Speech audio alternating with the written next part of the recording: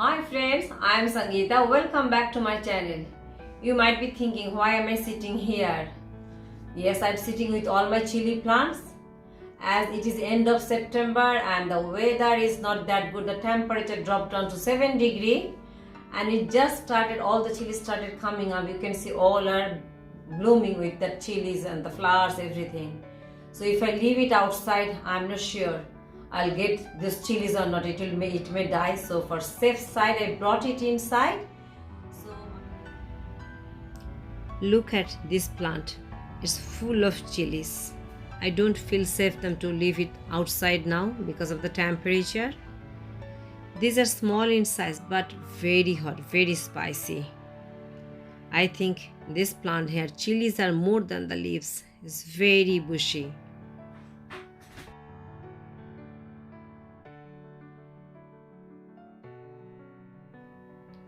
It's so bushy and see chilies are hiding. I have to find it out. 2 to 3 chili plants like these are enough if I can grow. So I don't have to buy any more chilies from the shop. See, it's so bushy. These chili plants I grew from the seeds only. So I have to save it for next year as well. This is another variety. This one I grew from seeds. I bought these seeds from Meghalaya, Shillong, which I mentioned in my seeding journey video in early. It was a mixed seeds packet. So here you can see different types of chilies. This one looks like a button one. Very green. Here you can see this is totally different shapes, not like a button one. And this one, look at so big, it's totally different shapes again. So all are in different shapes. I will show you this chili plant now. This one is one of my favorite chili plant. I love to see all the time. The reason I'll show you soon.